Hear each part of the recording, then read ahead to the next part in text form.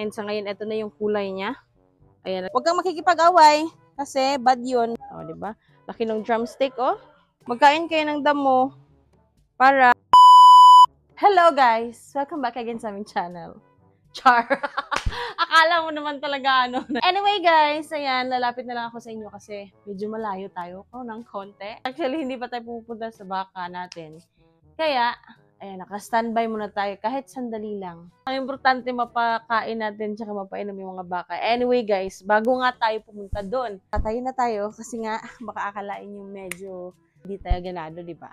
Ngayong araw nga pala na to guys, yung dalawang anak ni Apollo na galing kay Sir Gerald, ibababa ko na yun ngayong araw.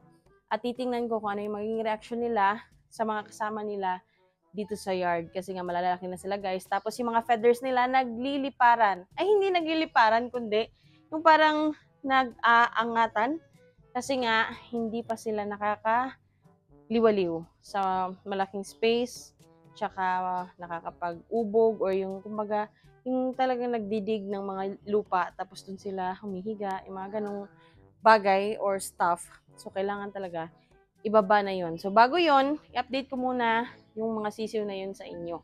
Ayun, punta tayo doon sa ating mga manok sa baba. Aba, syempre guys, palaging may bubungad yan kapag tayo ay bababa ng bahay. Diba? Yung terrace namin, oh, puno na ng ipot. Yan yung palatandaan talaga guys na meron tayong mga manok.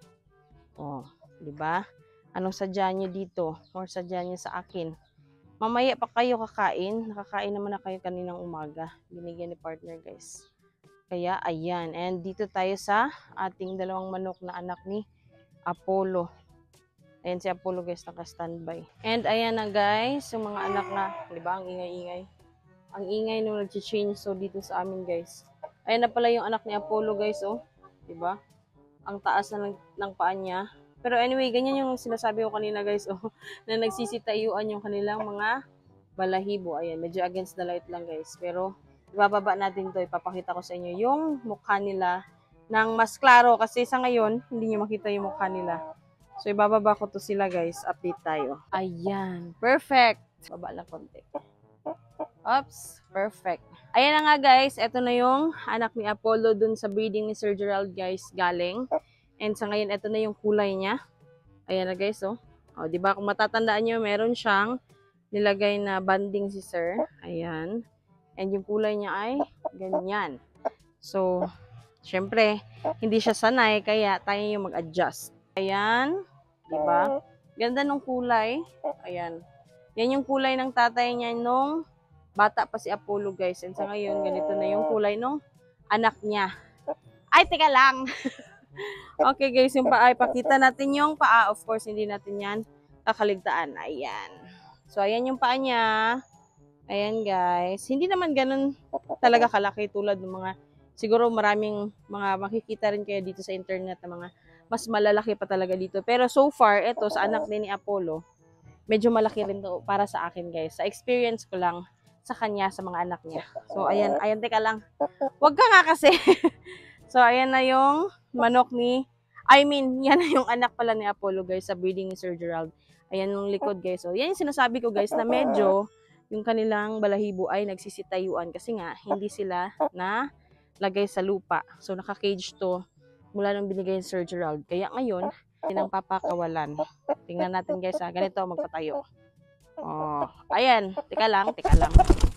Inayos natin yung hawak. So ayan. Medyo ano lang guys. Medyo baluktot pa yung mga balahibo talaga. Pero kahit pa paano, ayan na. Ayan yung paanong anak ni Apollo. So ayan na. There you go. Ituwid mo naman yung ano mo. Yung leg niya, guys. Ayun yung ituwid. O, diba? O, sige. Dito. Side view. Ituwid mo kasi. Ayan. Diba? Ayan yung ituwid. Pero ayan na yung, ano guys, yung lalaki or yung stag. And pakawalan na natin to ngayon din. Pakawalan natin to si Mr. Hindi ko pa alam ang pangalan nito. Gerald Anderson Guru. Aray! Diba? Ayan. Diyan na lang muna siya.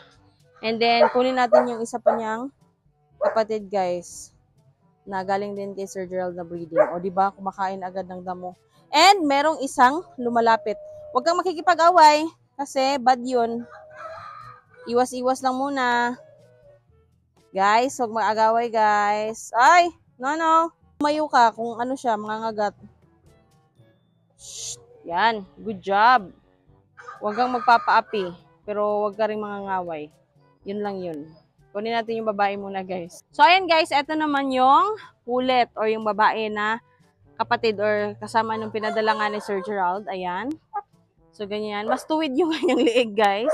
And medyo masanay din to. Kasi kung minsan ito na yung nakakawala, tapos ako lang yung nagpapabalik sa kulungan. And mas firm yung kanyang, aray, nako naman.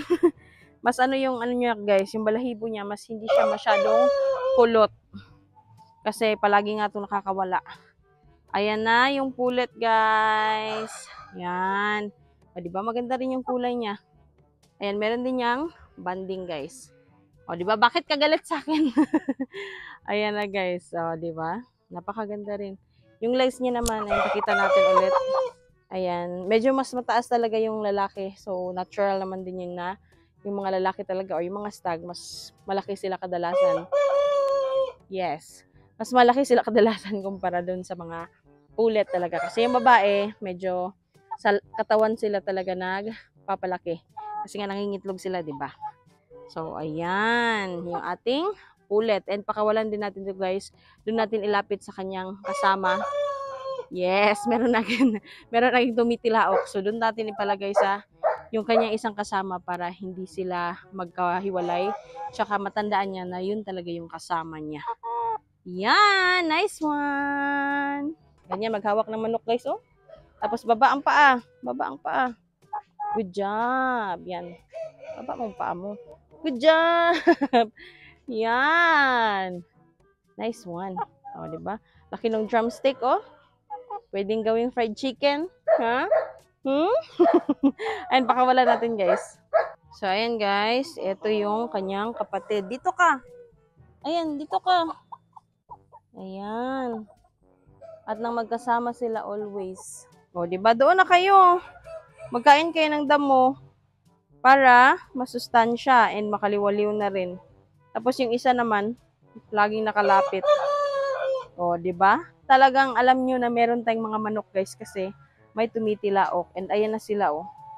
Diba? Yan yung sinasabi ko, guys, na maganda din talaga na may Carabao grass tayo sa ating mga yard kasi talagang kakain yan sila ng mga damo-damo. So, obserbahan natin to guys, mga ilang araw pa kung magiging okay sila sa kanilang sitwasyon ngayon. Kumbaga, titingnan natin guys kung magkakaroon ba sila ng kaaway o kaibigan. And nga pala guys, itong pinagkunan natin sa kanila na kulungan ay binuksan ko lang kasi baka nga sasampa sila kapag gabi dyan. So, inopen lang natin para in case na gusto nilang pumasok dito or siguro may chance talaga na ganun kasi nga hindi pa sila sanay, eh meron talaga agad tayong nakaabang or kahit pa paano naka-open yan. 30 minutes later guys, eto na yung ginagawa ng ating dalawang manok na pinakawalan sa ngayon. Medyo nagliliwaliw na sila and thankful na rin kasi yung isang manok na kanina nakasunod sa kanila ay hindi naman rin siya nanggagalaw or nangaaway. So, ayun, papakita ko sa inyo guys dito sa malayuan para makita natin talaga kung ano lang yung mga ginagawa nila. So, ayan guys, yung dalawa, ayan, mag-zoom in lang tayo ng konti, ayan. So, nandyan sila sa ngayon, nagliliwaliw lang guys, and naghahanap siguro yan ng mga damo-damo, tsaka mga insekto. May chance rin guys na makakuha sila ng mga bulate kasi nga, ayan, meron tayong mga slum areas din dyan. So, ayan yung ginagawa nila sa ngayon. And yung isang nakasunod ay, ayan, nandyan din siya sa ilalim ng kulungan. Pero kahit paano naman din, hindi nga niya inaaway itong dalawa. Ang ano lang talaga natin kanina, kinakatakot ko actually, eh baka sabungin niya or awayin niya, baka bugbugin niya yung lalaki mo especially kasi nag-uungusan na kasi sila guys kasi nga itong isa is medyo kumakasta na. Kung kaya, natatakot ako kanina na ilabas kasi baka awayin niya nga. Pero so far, ayan na, and thankful din tayo kasi yung anak ni Apollo eh hindi lumalaban or hindi rin nangaaway. So, that's a positive sign kahit na paano guys. Eh, hindi tayo mangangamba later kapag wala na tayo dito kasi nga magpapainom tayo ng mga tubig sa ating mga baka tsaka magpapastol ng kambing.